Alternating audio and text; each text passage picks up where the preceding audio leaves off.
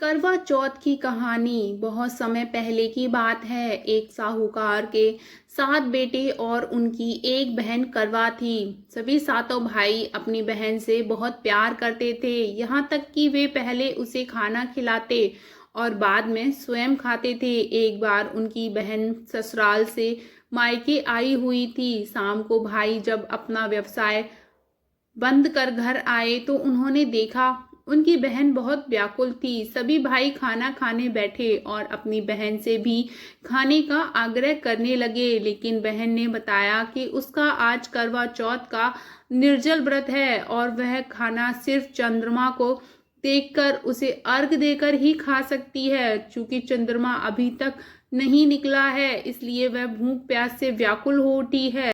सबसे छोटे भाई को अपनी बहन की हालत देखी नहीं जाती और वह दूर पीपल के पेड़ पर एक दीपक जलाकर चलनी की ओट में रख देता है। दूर से देखने पर वह ऐसा प्रतीत होता है कि जैसे चतुर्थी का चांद उदित हो रहा हो।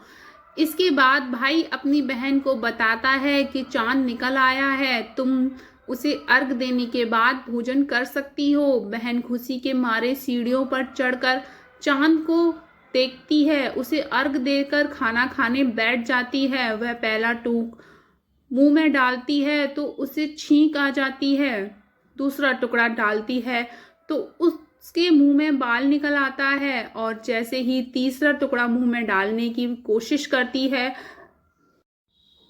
तो उसकी पति का मृत्यु का समाचार मिलता है। वह बौखला जाती है। उसकी भाभी उसे सच्चाई से अवगत कराती हैं कि उसके साथ ऐसा क्यों हुआ। करवा चौथ का व्रत गलत तरीके से टूटने के कारण देवता उससे नाराज हो गए हैं और उन्होंने ऐसा किया है। सच्चाई जानने के बाद करवा निश्चय करती है कि वह अपने पति का अंतिम संस्कार नहीं होने देगी और अपने सतीत्व से उन्हें पुनर्जीवन दिलाकर ही रहेगी।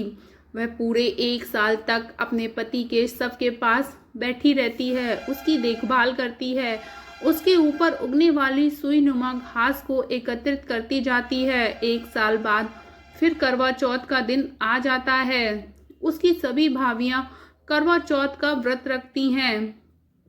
जब भाभियां उससे आशीर्वाद लेने आती हैं तो वह प्रत्येक भाभी से यम सुई ले लो, पी सुई दे दो, मुझे भी अपनी जैसी सुहागन बना दो, ऐसा आग्रह करती है। लेकिन हर भाभी उसे अगली भाभी से आग्रह करने का कहकर चली जाती है। इस प्रकार जब छठे नंबर की भाभी आती है तो करवा उससे भी यही बात दोहराती है।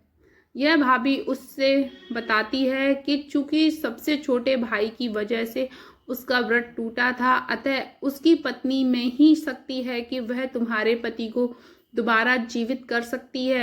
इसलिए जब वह आए तो तुम उसे पकड़ लेना और जब तक वह तुम्हारे पति को जिंदा ना कर दे उसे नहीं छोड़ना। ऐसा कहकर वह चली जाती है। सबसे अंत में छोटी भाभी आती है। करवा उनसे भी सुहागिन बनने का आग्रह करती है, लेकिन वह टालम टोली करने लगती है। इसे देखकर करवा उन्हें जोर से पकड़ लेती है और उन्हें सुहाग को जिंदा करने के लिए कहती है। भाभी उससे छुड़ाने के लिए नोचती है, खसोटती है, लेकिन करवा नहीं छोड़ती है। अंत में उसकी तपस्या को देख भाभी पसीज जाती है और अपनी छोटी उंगली को चीर कर उसमें से अमृत उसके पति के मुंह में डाल देती है। करवा का पति तुरंत श्री गणेश कहता हुआ उठ जाता है। इस प्रकार प्रभु कृपा से उसकी छोटी भाभी के माध्यम से करवा को अपना सुहाग वापस मिल जाता है।